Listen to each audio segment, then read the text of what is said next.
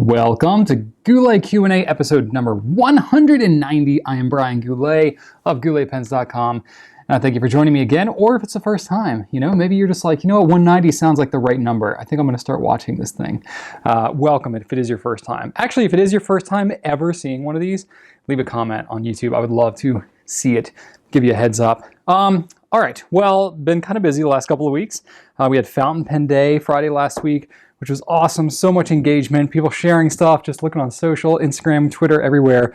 Just people sharing the fountain pen love. It was really, really cool. We ran some good deals that you all got and took advantage of, and it was pretty great. So it was a lot of fun, had a really good time there. 6th Fountain Pen Day running, it was pretty cool. So countdown goes till Fountain Pen Day the next year. But in the meantime, we got some other stuff going on. We have Thanks Giveaway happening right now, which I don't know if you've heard about that. I gave a little shout out last week, but we have a blog post out there. It's got all the rules and everything like that. Been seeing some really cool stuff shared on social from you all for letters that you're writing. We're going for something a little kind of deeper, more meaningful this year of actually sharing letters with other people. I've seen some really cool stuff. People writing letters to their orchestra teacher for helping introduce them to a love of music in their life. Other people who are reaching the end of their 40-year career and want to write letters to all the people that have been influential to them throughout their career and stuff like that. And it's just like, wow, that's really awesome. Somebody else, wanted to write a letter to some people in a nursing home just because they knew they don't get a lot of letters. Like that's what I'm talking about. It's so cool. Yes, we're giving away some sweet stuff, amazing pens and stuff, and obviously that's a reason to enter because you could maybe win some sweet free stuff. But at the same time, it's really bigger than that. It's more about sharing love, expressing gratitude, using your pens to connect with people, and that's really what we're trying to do. So definitely encourage you to enter there. There's still a good amount of stuff, and the entries are not like overwhelming at this point, so you might have a better chance than you think of winning some stuff. So definitely recommend you go check that out. Got some other deals going on right now, just to kind of keep mention of some of these because they've been going on for a little bit and they're going to continue for a little bit. We have free Monteverde ink with any Monteverde, Conklin, or Stipula pen, because we have one of those now that I'm going to talk to you about in just a second. So be sure to check those out. We also have a free Iroshizuku, Pilot Iroshizuku ink with a Custom 74 or a Stargazer. If you're interested in any of those, that'll be going for a little bit longer. We got in Diamine Earl Grey, which is the Reddit voted ink. It's been very popular so far, especially with all you Redditors. So it's really cool. Everybody voted on the color, and that's what came out. We just got it in. I know some people just couldn't wait and got it from the UK. It's totally cool, but we have it in stock now, so you can check it out if you're interested. We got some other stuff that came in. I mentioned to you guys a couple weeks ago, and gals, that we are going to have a lot of stuff coming in November, and it's starting. So I got some stuff to share with you. First off, we have some lamy gift sets. We've done these the last couple of years. We did them up a little bit differently this year. And so we have a couple of different flavors of them that we mixed up with some different color options, different nib size options too. So I'll go ahead and give mention to them. So one of the sets that we have is a Safari or an All-Star that has a mixed pack of cartridges. So it's one of every color of lamy cartridge, including the purple one, which you can't get in bottle form, but you can get it in a cartridge, as well as a converter included in the set. And it's a pretty good deal too. So these are $31.99, which is better than the price that you could get if you just bought the pen with a converter. And plus you get all the cartridges in this nice box set. So we've got the Lamy Vista in a fine nib. We've got a Safari Petrol, which is what I have here, in an extra fine nib, and then the Charcoal in a medium nib, all with those cartridges. And then you can get the same cartridge set with All-Star in Ocean Blue and a Pacific. The All-Star with the Ocean Blue is $39.99 because the All-Star is a more expensive pen. And then we have one that's a Pacific. It's a little bit different. It's all Pacific cartridges with a converter as well, and that one's $36.99. So pretty good deal on that one. So you can check those out. Fantastic for the holidays. We're hoping to have them through the holidays for you there. Another pen that we just got in is one we've been waiting for a long time, the Pelikan M605 White Transparent. This is a special edition. It has a laced up box similar to what the pink one had. However, the pink one you had to actually unlace. This one, it comes like on a pre-laced openable box. So a little less hassle for you. Won't slow you down getting into your new pen, but I do want to zoom in and just kind of show you that because I think this pen looks really, really nice. So M605 is a really great all-around size of pen, and this is a little less expensive than the special editions have been in the past. This one's $380. Still not cheap, but it's a great pen, a great price for this pen if you're into the size. So here it is. It's very white. It's not like a ivory kind of color. It's a pretty crisp, I would call it like a pearl white. And some of the things I really like about it, of course, the rhodium trim is just a very clean look. Gold nib, of course, 14K gold nib, and it's a removable nib unit, so you can actually unscrew the nib unit out of it, so it makes it easy to clean. If you have other M600 nibs, you can swap it in and out. And the thing that I like that's a really nice touch with this pen is because it's kind of translucent, you can see here the piston mechanism inside of there. You can actually see that the piston mechanism, the whole thing, is white. Even the O-rings are white. So it's just it's nice. I appreciate those little touches on special editions like these. So if you are into the white pen thing, I will say white pens are a little niche. They're kind of, not for everybody, but it will probably end up staining on the grip section. That's just something that happens with a lot of white pens, especially if you're using like a pink ink or something like that. Rachel loves these pink inks. She doesn't have one of these yet, but she's got the pink limited one, special edition that came out a little while ago, and her grip section is like permanently stained pink because she uses pink ink in it all the time. So we have that. Another pen that I wanted to show you was a pen from Stipula that we have just introduced this week. This is the model the 22, which stands for 22 in Italian, and the specific color is called the Tocco Ferro, which means touch of iron. So basically, from what I understand, it's an expression in Italian that's basically kind of like touch of iron means like kind of knock on wood. It's like a sign of good luck or a gesture of good luck. And it's an iron pen. So I know it looks kind of like a titanium color. It actually looks very similar to the titanium Nighthawk that we have, the Conklin Nighthawk.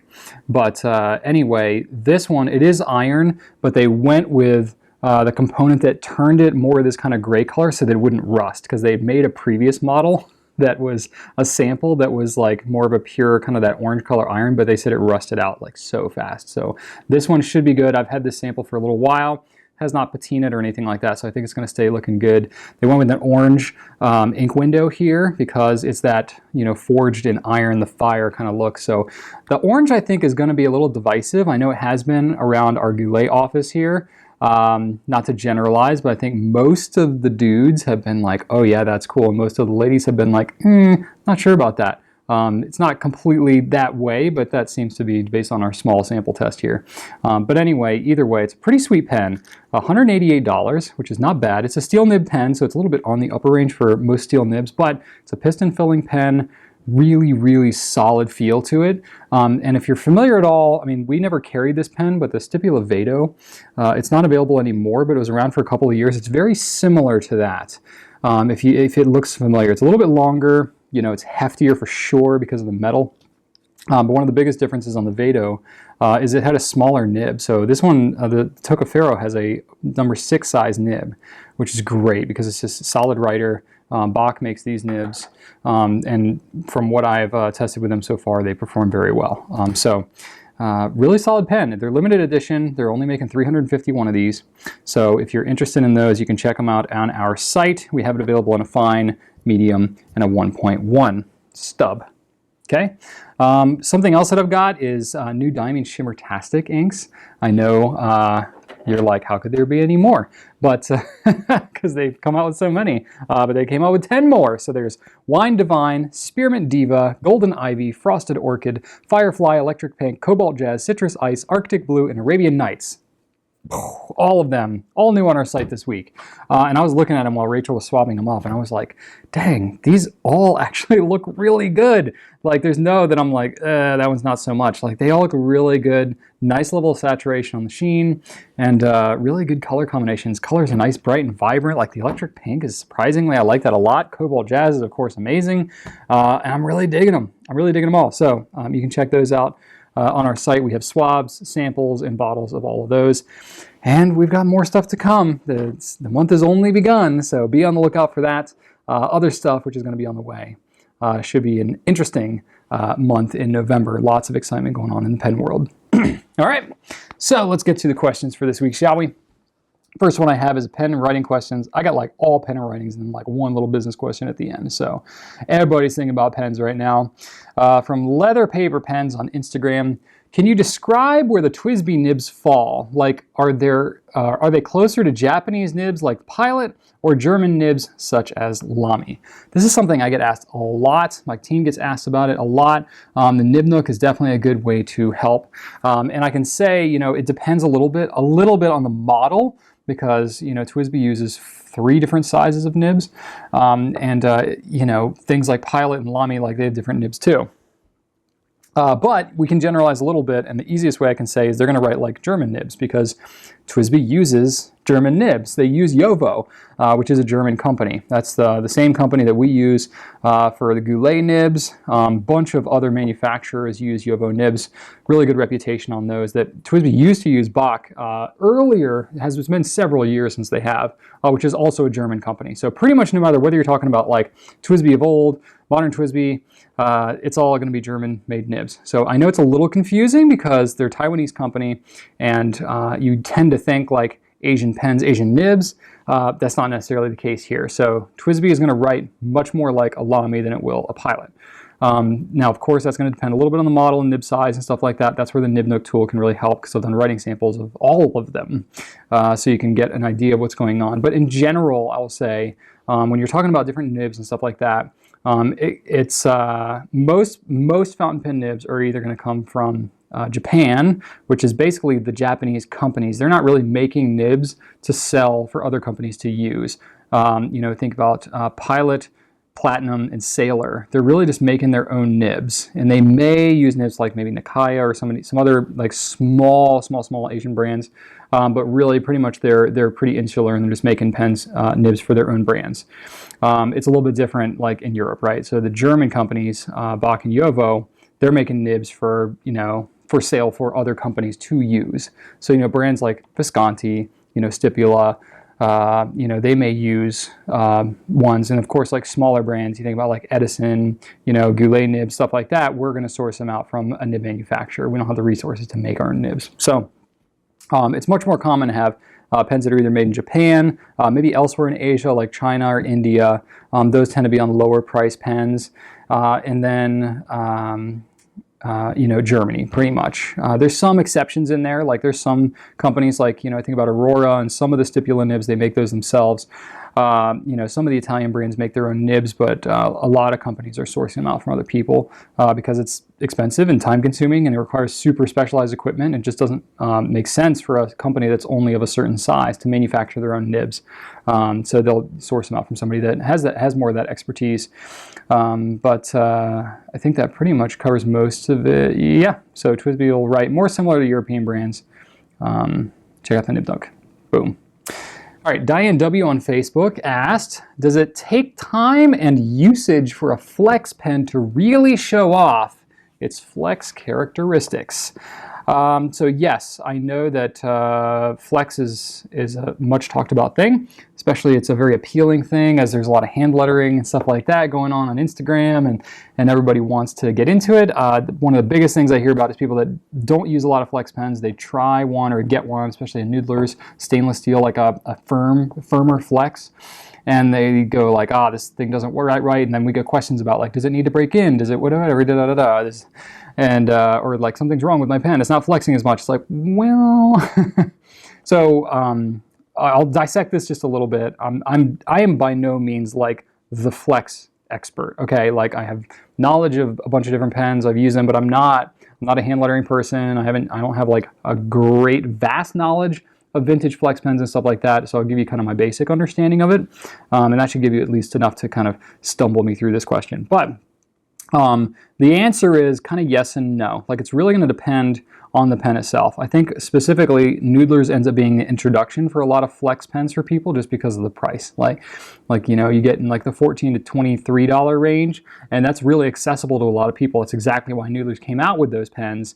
And plus the stainless steel, it's a very hard metal. it's very durable and it's going to last a really long time under that abuse of the flex. So you're really kind of straining the metal when you're putting under flex, and stainless steel is going to be able to take that. So eventually, over time, it may break down a little bit, but really it's made to be pretty firm. And generally speaking, with stainless steel, if you are flexing it to the point where it becomes softer, then you're probably having to overflex it a bit, and you might end up springing the tines before you would actually kind of like wear them in or break them in. So in my experience so far with using, like the stainless steel flex nibs is, there's not really so much of a break-in period. Gold nibs are a little bit different because the metal is a little softer. The characteristics are slightly different. It's hard for me to tell because I pretty much hear about like pens like the Falcon with a soft fine nib, or pens like the Aurora 88s that are much more expensive and have kind of a custom tune thing, or like stuff that's done by nibmeisters specifically, kind of unique stuff, or it's like vintage flex stuff that's been around for decades, like probably from the 40s or 50s, and that was kind of like the flex heyday. It was like the mid early 1900s there. But the thing is, you don't really know 100% whether that is because that's just the way they were made back then, or if that's because it's been used for decades and really been broken in kind of perfectly, unless you have like, I don't know, like new old stock from like the 1930s of a Waterman or something like that. And there's probably vintage people out there that have much more of this kind of precision kind of expertise that maybe I don't. But it's my general understanding that yes, there is a degree of breaking in that can happen with a nib, but largely from what I've been told by people that kind of are in the nib making and tuning world is that they really just were made differently back then. They were tweaked differently. They were tuned differently back then. The equipment that was used back then was just different than what we have now.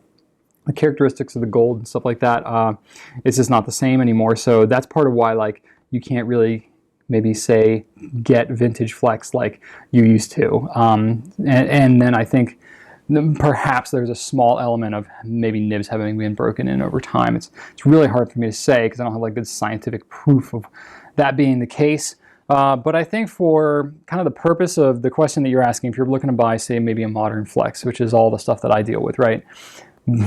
I think that maybe there's a small degree of, yes, you might break in the nib a little bit, but I think, honestly, what's more likely going to be the case is the pen is going to break you in, meaning you're going to like learn how to adjust and use the flex properly, and that is going to have a bigger impact on how you use it than the nib itself kind of breaking in and being worn in. I think there's all kinds of mystique around, like how much a pen kind of molds to an individual's writing and stuff like that. I think that's largely a romantic idea, and I just don't think that holds up quite as much when you really get down into it. But I do believe 100% that you can adjust to using individual pens. I know I've done that personally. I certainly hold, for example, I had a Lamy 2000 broad that was ground down to an Architect nib, and you got to hold it at a pretty high angle to get that Architect nib to write properly. So I hold that pen at a steeper angle. I don't like, my hand is not rock solid, and I'm like, oh, this pen writes terribly for me. I'm like, oh, okay, when I'm using this pen, I have to go up a little bit on my writing angle, and then it works great. And I know, like, I've used it enough times where I just program it in my brain to grab that pen, I'm like, boop, and I just go a little higher. Is it as comfortable for me for long writing sessions? No, because naturally I want to drop my hand down a little bit lower. So I don't use the pen for that purpose necessarily. But what I'm doing is I'm real time kind of adapting to whatever pen it is I'm using. And so I think that's more likely the case is you're going to get used to using the flex and practice with it more, and not so much the other way around. It's not going to really break into you. Got it? Sweet. Clear as mud, right? All right, Bernard L. on Facebook. What are some of the problems of a modern fountain pen after a long period of usage? How does one know that a fountain pen requires servicing?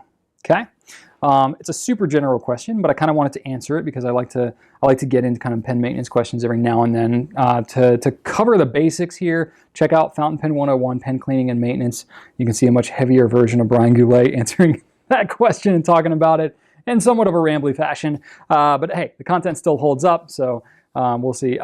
My overall thing is it's really pen cleaning, servicing if you want to call it that. Make sure you clean the pen once a month, whatever ink you're using. More often if you're using more aggressive inks, like iron gall inks or, shimmering inks and stuff like that. You just want to clean it out a little more often. Clean it out, or sorry, you want to, okay. Clean it out once a month after every time that you change colors. My notes I literally wrote after every time you clean it. Clean it out after every time you clean it. No, clean it out after every time you change ink colors, and then before you're going to be leaving it to sit for a while and you're not going to be using it. So, for example, if you have way too many pens in your collection, as I do, and you're not going to be using something for a while, go ahead and clean it out and then put it in your case. Let it sit there for a couple of months before you're going to pick it up again and write with it. Don't leave that ink sitting in there for months to dry out and crust out and stuff like that. Don't do that, because that's what I do, and I know it's a pain to clean it out when you do it that way.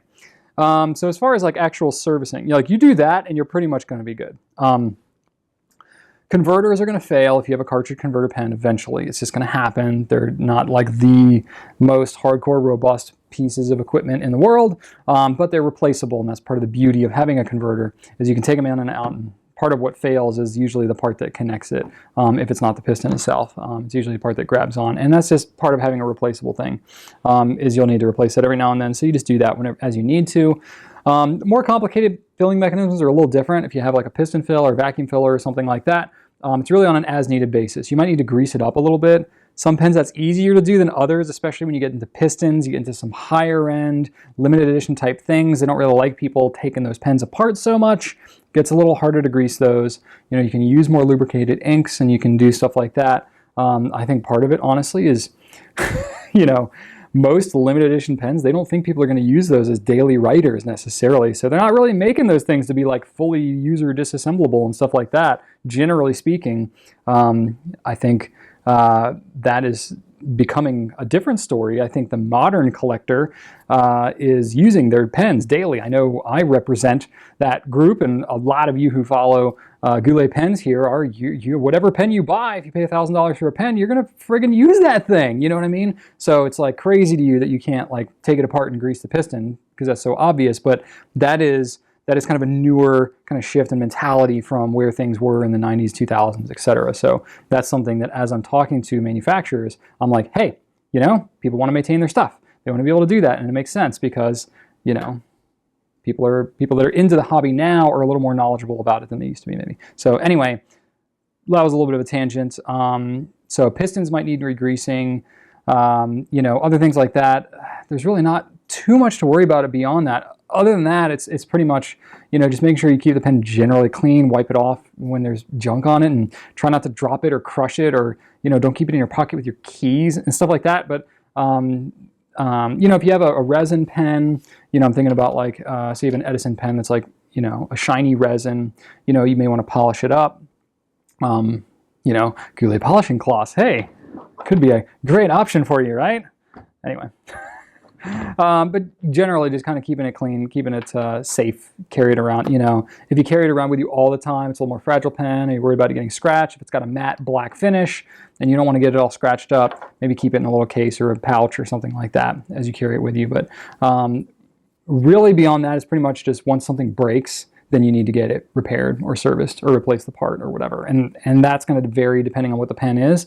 But that's about it. And then, maybe you might need some tuning or adjustment on the nib after a long time, especially if you're handling it and it gets dropped or somebody borrows it from you and abuses it and stuff like that. But that's kind of on an as-needed basis. Really, with regular use and regular cleaning and maintenance, maybe a little bit of greasing, pens should work for quite a long time. And then it's just breaking, fixing stuff once it breaks. Cool. All right, this question is from Kang on Facebook. So why are black oxide PVD ruthenium nibs more scratchy than rhodium plated coating nibs are? I love the style of the matte black vanishing point, but I'm hesitant to buy it because Stephen Brown said in his review that black coated VP nibs are scratchier than others. So I will be just completely honest and admit that I have not seen specifically what it is that you're referencing here with Stephen Brown.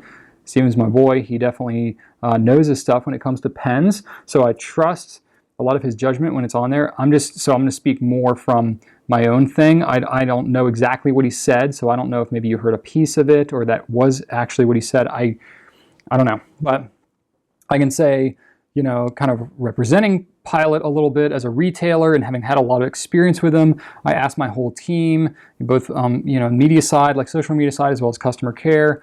I said, hey, are you guys getting a lot of feedback about black nibs, especially black vanishing point nibs being scratchier and stuff like that? And the consensus was, which is what I generally thought too, is that there's really not a definitive like black nibs are scratchier than regular ones, and there really isn't anything that would make it do that, because it's literally just it's a coating, it's a plating, it's a coloring on the nib. Scratchiness would have to do with how the tipping is adjusted and polished, and that coating doesn't have anything to do with the tipping, if that makes sense. So the coating of the nib itself, specifically, I'll show you I'll zoom in really closely, and I'll show you.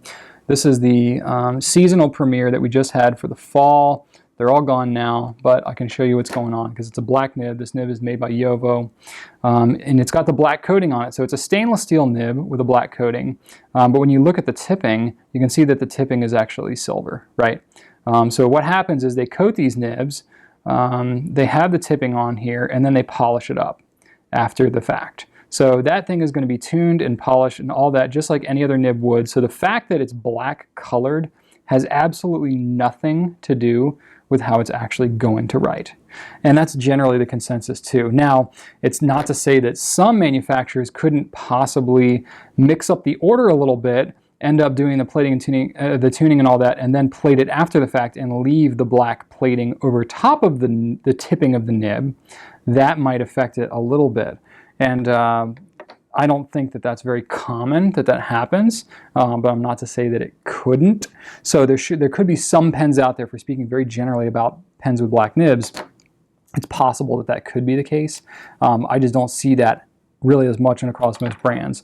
And that's not the case with the Vanishing Point either. So I think maybe if Stephen Brown had one that was a black nib, he may have been talking about that specific black nib, or maybe a couple of pens he had experience with that had black nibs that just happened to be scratchier for some reason than something else. So I think there's some other explanation there for maybe what's going on, but we definitely have not seen, and we've been selling the black nibs ever since Pilot introduced them on the Vanishing Point. And there's been really no difference in complaints or returns that we've had on black nibs for scratchiness issues than rhodium plated nibs or just gold nibs. So that maybe helps to explain that a little bit. The thing I will say that sometimes happens is on certain pens we may hear about flow issues, like the pen's writing drier in the black nib coating fashion than on their uncoated counterparts. The Lamy Lux has a little bit of that, and there's other ones like the Monteverde black nibs. We get that a little bit sometimes, and not really too many others. So I think some of that might just be a tuning thing, or it might have to do with the steps that it's played. I don't know. I don't get like a full, this is our entire process for how we do everything coming from manufacturers, because it's all proprietary process. And I may get bits and pieces. I may be able to understand, okay, this brand is black oxide, this brand is Ruthenium, etc. But I don't really understand 100% their process. So it's hard to say when that happens and when it doesn't. But we get a little bit of that from some of those. But I would say for you personally, looking at a Pilot Vanishing Point with a black nib, I would not think twice about getting it. I think if there is any scratchiness issues, those can be addressed through tuning, and it really doesn't have anything to do with the fact that it's black. So, and even still, Pilot stands behind their stuff, and we have so few complaints about Pilot nibs. I think it's one of the safest bets that you can make. So I would say don't even sweat it too much. Cool. All right, LeBron Jimmy on Instagram asked, how often are TWSBI Special Editions released? The gold mini seemed to be a huge hit, selling out on your website the day that it was in stock. However, I've noticed that the turquoise and white classics have stuck around for a while. I'm a huge fan of your videos and your company, by the way. Keep up the amazing work. Well, thank you. Yes, so TWSBI has been coming out with some special edition stuff recently, which is cool. Gets us all excited. We like to see new colors and stuff. Hopefully they'll continue that onward into 2018. I see no indication that they won't, so I think there'll be more to look forward to for sure. As far as, this one specifically, the thing that I can say is every color is different. every model is different, and we don't always get the same quantities of things too. So whenever you see like something sells out immediately, something lasts for a while, you may be able to make some judgment for it, but honestly, reading the sentiments and the comments that people leave on the pens and just how generally popular it seems can be a good indication too as to how popular something is. For specifically here, like the TWSBI Classic is just not as popular of a pen model as the TWSBI Mini is. So that right there, if there's same color, same everything is coming out in a TWSBI and a Classic, we'll probably, or sorry, the Mini and the Classic, we're probably going to sell the Minis out faster, all else equal. Same quantities, everything. Now, we don't always get the same quantities and stuff. You know, and part of it too might be, you know, when you're dealing with this, you're dealing with global brands. TWSBI sells in Asia, they sell in the US, they sell in other places. So it's not like just the US market, and we're, you know, among a handful of retailers in the US that carry TWSBI. We're not the only ones. So what happens is brands get bigger, and they have certain colors, certain pen models and sizes, and different options on the pens. What happens, and the reason why you end up with, you know, distributors and retailers and stuff like that, as opposed to manufacturers always selling direct, is because it's really hard to know what's going to sell where, because things can vary wildly in demand based on geographic location and a bunch of other factors. So, you know, for example, it might be that a turquoise pen is going to go gangbusters in the US, but you come out with it in Europe and it might be a complete flop and have no interest whatsoever. But you come out with like a black guilloche pattern pen in Europe, it's a huge hit. And in the US, it's like, so what? We want something flashier. You know what I mean? So it's like the color can matter so much. The model matters a whole lot. I think that in general, you know, in our US market here, people like demonstrators. Demonstrators with color is even better. So I think really anything in that TWSBI all kind of thing, you get like a matte finish with the color combined with the demonstrator, that's always going to be more appealing than just kind of a flat color, right? So, you know, we see a little more interest in things like the alls or maybe the eco colors than we do in the classics, which are more of a solid color. So some of that's going to be natural there. We did have more availability for the classics. So we had the classics. They actually sold out reasonably quickly too the first go around. We were able to restock, and we've been able to keep restocking. So for whatever reason, I don't know if TWSBI made the same number and just not as many other retailers picked it up, or maybe it hasn't sold as fast and we've just been able to keep it in stock more. That's one possibility. It could also be that for whatever reason they were able to make more of the classic, and so they had them around. I don't really know. I don't have insight into kind of behind the scenes on TWSBI quite that deep. But the Mini, I know we had one shipment of it, and then actually, since you asked this question, and then we've, you know, I was like prepping Q&A on Tuesday night, and then we just got in more Mini Golds. We didn't know if we were going to get a second shipment or not. Turns out we were able to get a second shipment. We're trying to figure out now, are we going to be able to get a third shipment? But these special editions, you never know. Like literally you never know. And it's not just TWSBI, it's any brand. It's the same thing, the Pelican with the white. We did not even get everything we ordered on the first order that we had. And we're trying to find out, hey, are we going to be able to get more? Are we not? Does a distributor, Chartpak is a distributor for Pelican, are we even going to be able, do they even have enough? Did they get shorted coming from Pelican in Germany? It really depends. You know, it's an interesting world behind the scenes in the pen world, especially with special editions, limited editions kind of stuff. But there's a lot of different factors at play. But in general, it all comes down to supply and demand. Like if there's a lot of pens and people want it and enough retailers pick it up, you'll see it everywhere and it'll be around for a while. If there's not as many pens, things will go quicker and everybody will be talking about it all the time, so it'll seem like you can't get anywhere, and it's almost like, it seems like people always want what they can't have. There's some FOMO, you know, going on, fear of missing out, and that's what FOMO stands for, by the way, if you're not hip on the hashtag lingo here. You know, you get some of that going on, so for sure it's like if things are more limited, people get excited about it, they think they're going to miss out, then there's more excitement around it and it tends to go that much quicker, right? So it's like if something is going to be available for forever and we know that, then what the heck, stuff's probably going to be available, and so on. So there you go. It's funny, in my notes I even said we might not be able to get more on our hands of the gold minis. Well, I found out in the last 24 hours. We are. And we've already launched it at this point by the time this video goes. Things really roll sometimes in the pen industry, you know? All right. Next question I have is from dkplaysjt on Instagram. I hope he's able to include mine from last week. Here you go.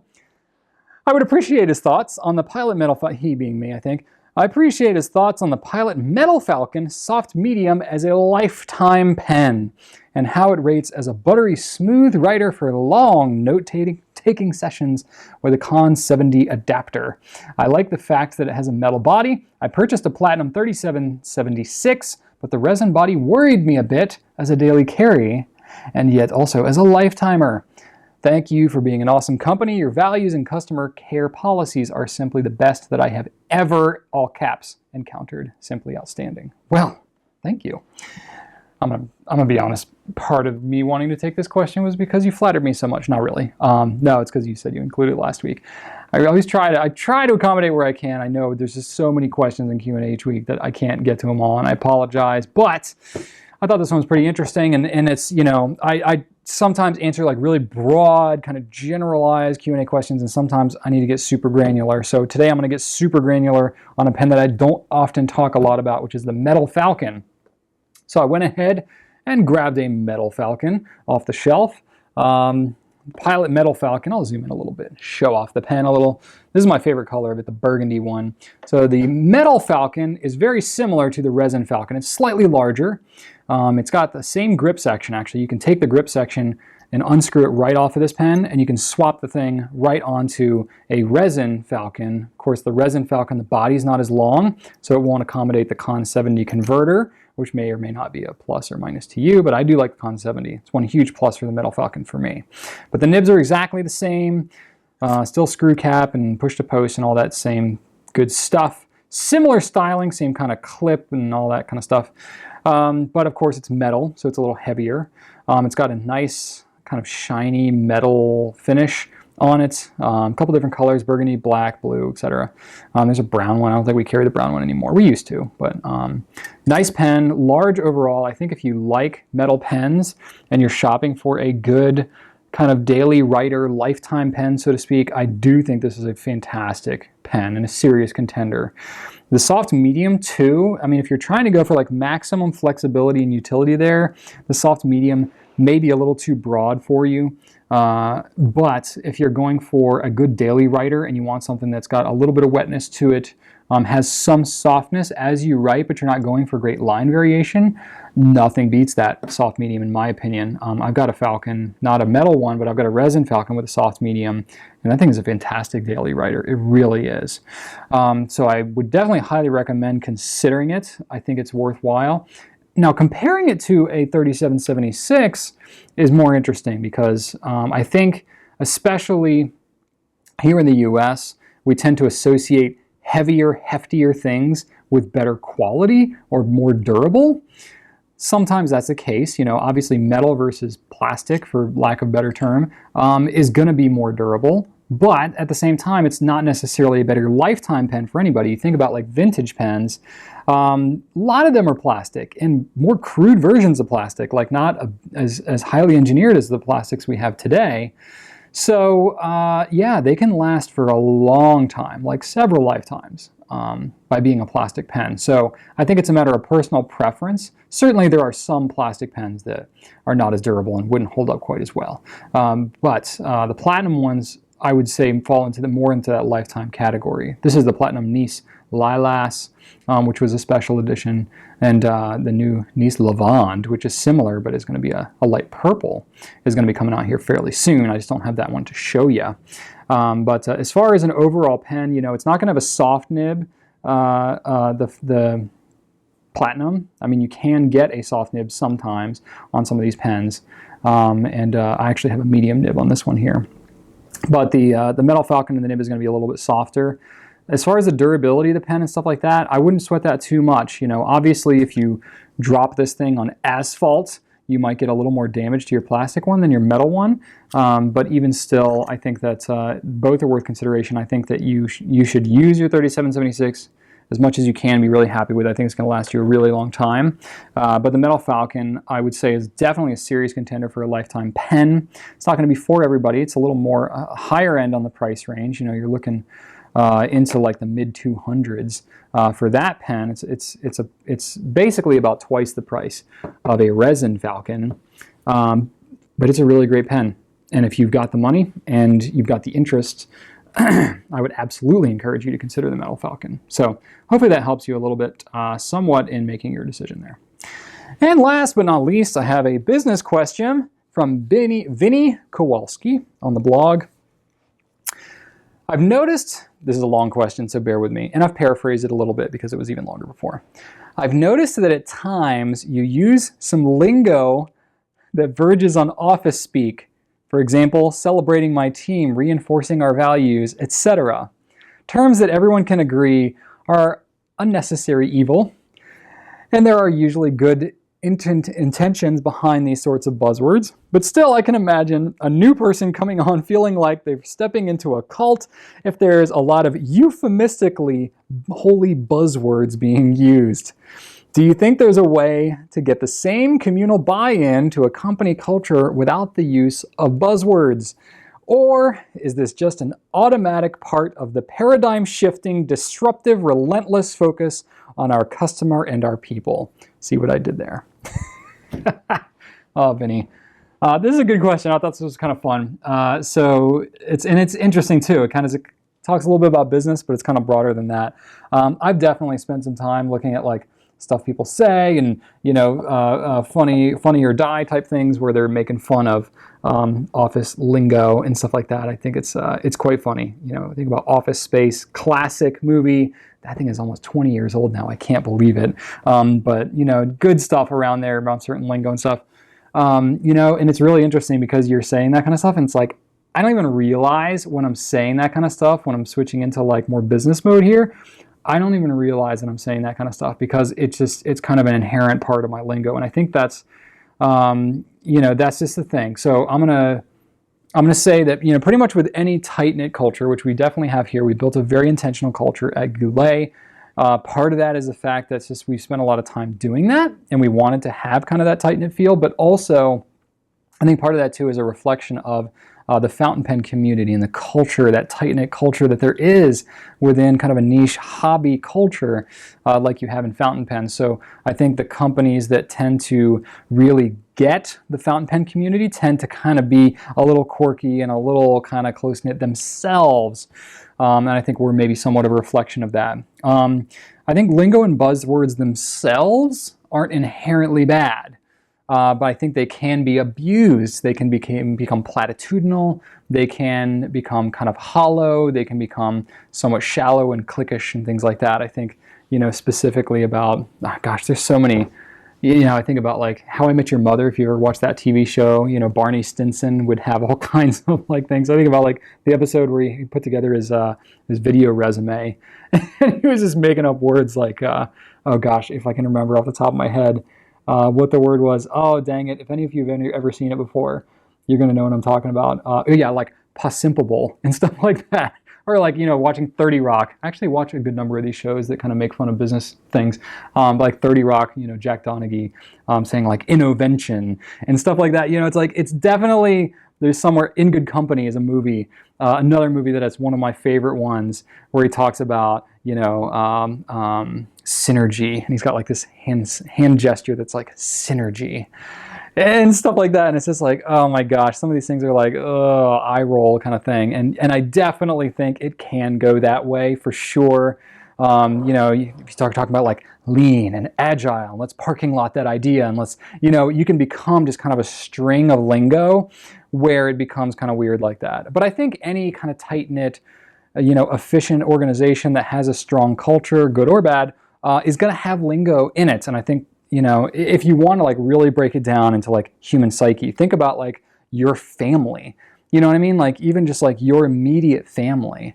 You're going to have lingo and buzzwords within your family. You know, I think that part of that is just, it's more personal. You feel a little more connected. There can be an efficiency there around a certain kind of communal experience that you've had, or you know, there can be certain phrases or words that are used that wrap up so many thoughts and feelings into one expression, and then you can use that expression, and it can be a lot for somebody who is not kind of in that. You know, it's kind of like a little inside joke or a little inside thing. It can be difficult for somebody coming into that to kind of get that right off the bat. And there's certainly in a corporate setting, corporate being a very loose term in terms of this is what I wear every day. corporate being a loose term here, but I'll call it a commercial purpose in like a company structure like this. It can require a bit of introduction and explaining as to what's going on. But I would argue here at Goulet anyway, there's probably way more explaining about the lingo that's thrown around in terms of pen use and the products and the parts of products and stuff like that than there are about specific like business buzzwords. I mean, we certainly do have some businessy kind of buzzwords here, but more often than not, we get people that come in and new people that join our team, and we start flinging around things talking about Falcon, Nibs, smoothing, bleed through, feathering, all these kinds of things, and they're like, what are all these terms? That's why like literally pretty much anybody that starts in our company, one of the first things we do, if not day one, is like day 1 or 2, is they'll sit down and watch some like Fountain Pen 101 videos, and it's like, okay, here's Fountain Pen 101, pen cleaning and maintenance. Here's Fountain Pen 101, parts of a pen, terminology. Look at our glossary on our site. It's like, these are the things that you're going to kind of need to know because you're going to be super confused immediately if you start walking around and talking to people, because you're just going to hear things talking about flushing and talking about this. And some of it is, all these nib sizes and stuff that we throw around. It can sound a little kooky to people that don't know what's going on. So I think that's much more of the case of what happens in terms of lingo is pen lingo than it is just about specific business buzzwords. But we do have some, and I wanted to share some of those with you. As I was kind of reflecting, I was like, I have to think really hard about this. Like, what are the buzzwords that we even use? Because some of them just are so like inherent in me that I don't even really notice them. So I was thinking about like, okay, on a given day, like I'm walking into the office, okay, I'm saying hi to people, okay, I'm sitting down having my morning stand-up meeting, and I was like, stand-up, there's a business term. It's so just natural, like, it's a term around here, it's like stand-up meeting. Of course, that's like, it's literally a meeting that's like 5 minutes in the morning. Everybody gets on the same page, talks about what's coming in on the day. Often we're standing up because it's a quick meeting, and then you go. But that's definitely like a strategic kind of buzzwordy concept, and then terminology that's used in a business world. So like stand up, there you go. We use crush it a lot, not only because I'm a Gary Vee fan, but we're working hard and it's a kind of a buzzwordy thing. We have lots of like hashtag kind of phrases because we are very involved in social media around here. So we'll throw around a lot of things like FOMO, like I just used a couple of minutes ago, and we'll use other things that are kind of hashtags. And if somebody were talking about health insurance or something like that, somebody would be like, oh man, I'm really adulting around here, and stuff like that. So we'll kind of throw out fun buzzwordy kind of things like that. We talk about our values, of course, the values, specifically the values themselves, or just talking about our company values in terms of the value itself being buzzword, I guess. Our mission. Every quarter or couple of quarters, we'll come up with something called a thematic goal, which is kind of like our rallying cry, like the one single most important thing that we have going on. We called it moving on up when we were moving into this building. It kind of just kept our focus, and we had, this is based off of Pat Lencioni and his kind of ideology, if you're familiar with him at all. But he came up with a thematic goal and defining objectives. So we'll talk about some of these things more so in like a leadership structure. We're not necessarily throwing that around all the time like, hey, let's talk about defining objectives, because that tends to cross into sound. It could sound a little buzzwordy, but with me, I'm obviously very, very business-minded.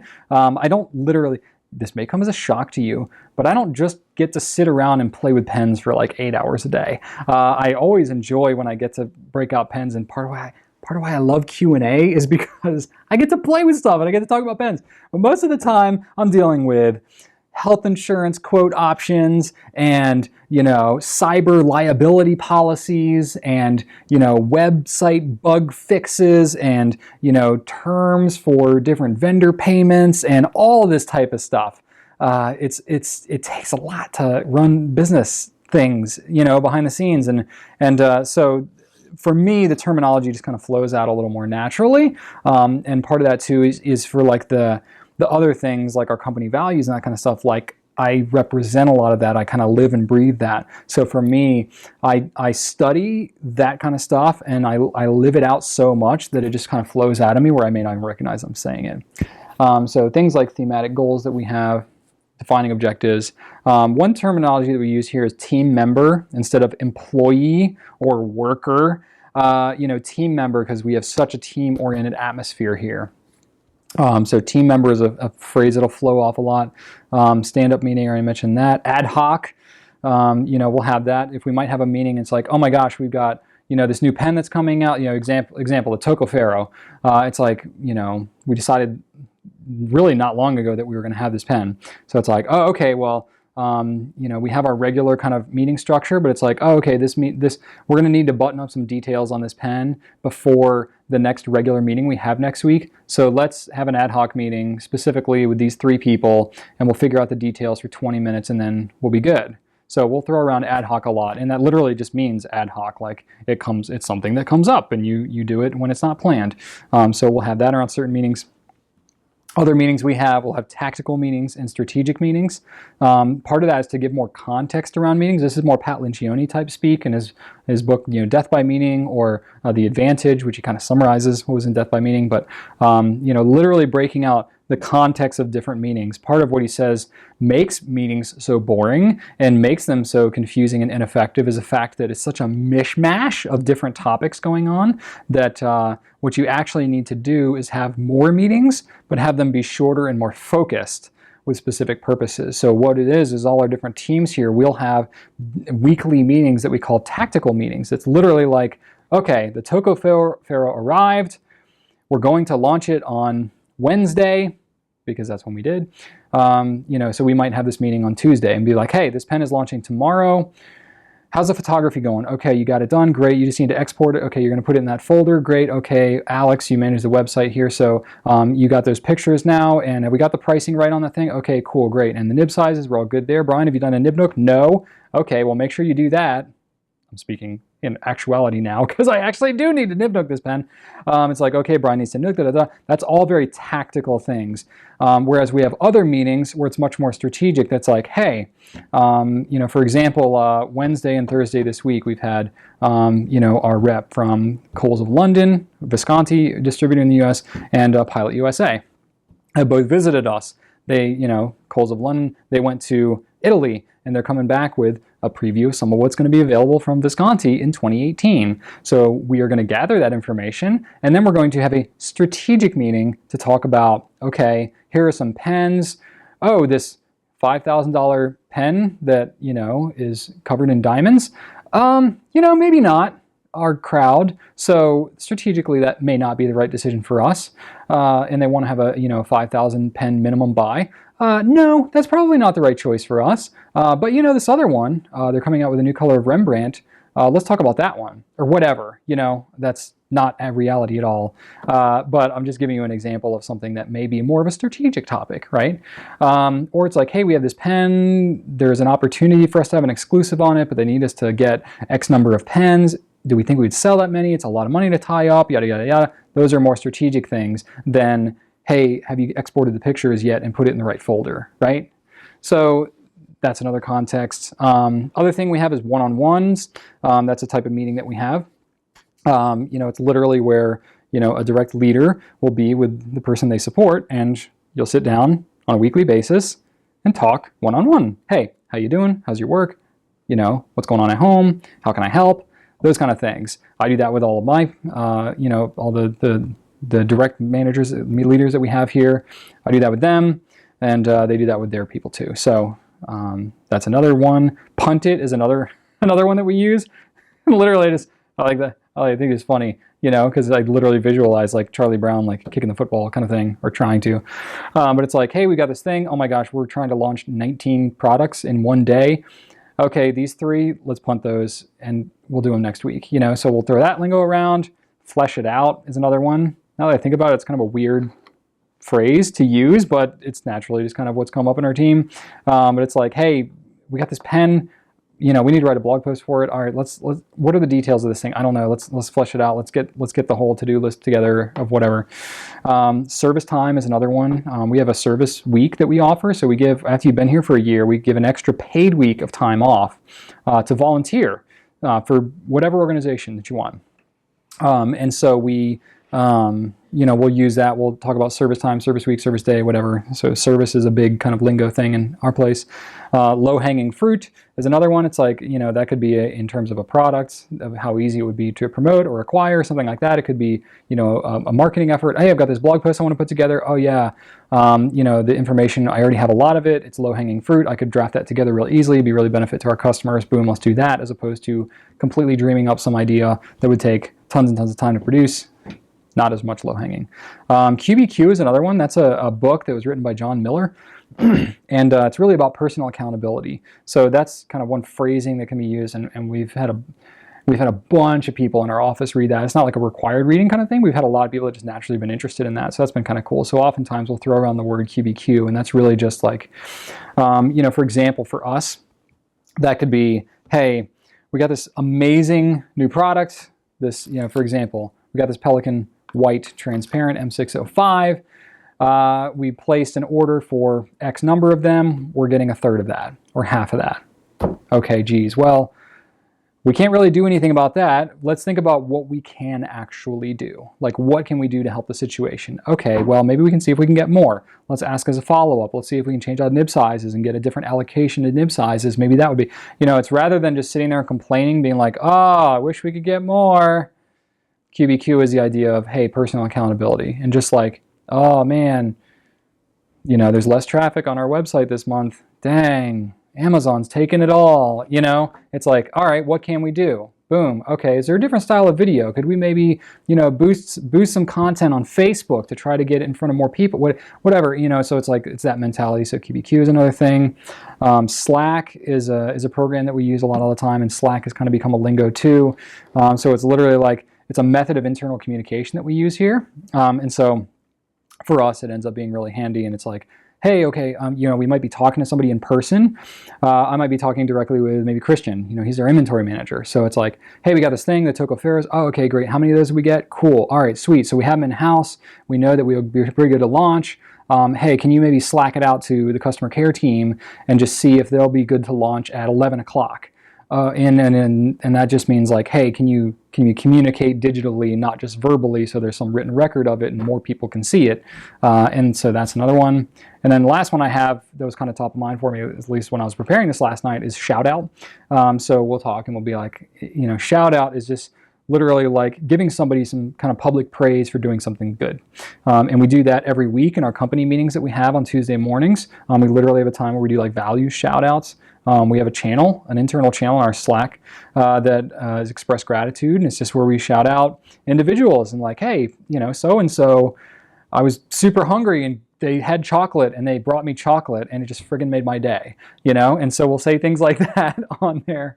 Or, it might be like, hey, we got this amazing letter from a customer. They were so thrilled because Anita packed this, order so phenomenally well, and it got left out on the porch in the rain, and everything was fine because of the way that she packed it. And we'll be like, yeah, Anita, whew, good stuff like that. So shout out, that's what that is for us. So there's all kinds of lingo. Like, there's probably way more of it that I don't even realize. I may have even said some of it that I didn't even realize as I was going through this whole diatribe. But anyway, that's kind of what we have going on. To summarize the entire thing, I don't think whether you use buzzwords or not that it's inherently good or bad. I think it's all a matter of how you do it. It's a matter of intent. I think that if you're using buzzwords to try to fit in and maybe game the system or play along when you're not really bought in, but you're just saving face or whatever, then that's where it feels really fake and it's not really great.